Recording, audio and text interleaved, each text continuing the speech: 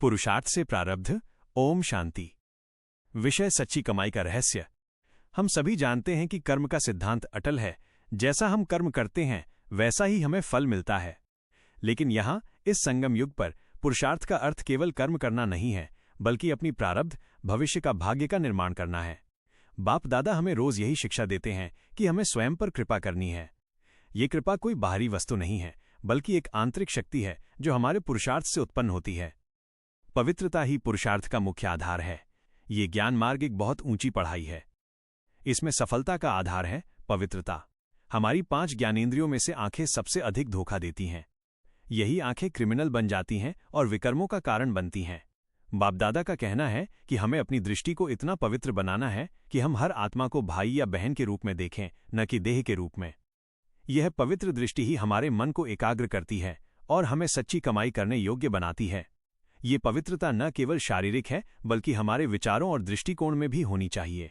जब हम अपनी दृष्टि को शुद्ध करते हैं, तभी हम परमात्मा से प्राप्त होने वाली शक्तियों को धारण कर पाते हैं। बाबा कहते हैं कि हमें अपना रजिस्टर रोज चेक करना चाहिए। ये रजिस्टर हमारे कर्मों का हिसाब किताब है। जैसे एक विद्यार्थी रोज अपनी पढ़ाई का हिसाब रखता है ताकि वो परीक्षा में अच्छे नंबर ला सके, वैसे ही हमें भी रोज अपनी दिनचर्या में हुई भूलों और विकर्मों को देखना है।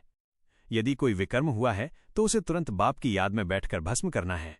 अपने रजिस्टर को साफ रखना ही सच्ची कमाई है। इस कमाई का फल हमें भविष्य में मिलता है, जब हम विश्व के मालिक बनते हैं।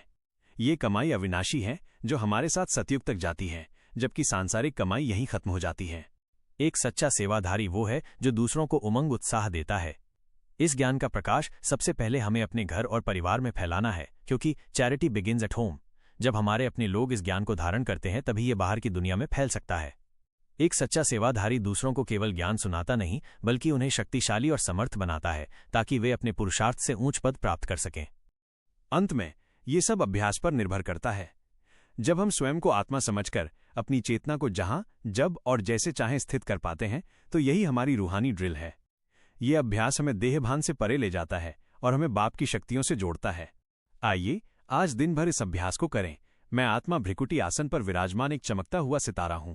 मैं बाप से कंबाइंड हूं। सर्वशक्तिमान की शक्तियां मुझ आत्मा पर पड़ रही हैं।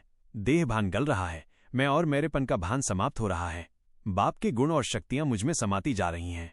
यही गुण और शक्तियों की किरणें मुझ आत्मा से ग्लोब पर फैल रही हैं, जिससे हर आत्मा खुशी, सुख और प्रेम का अनुभव कर रही है।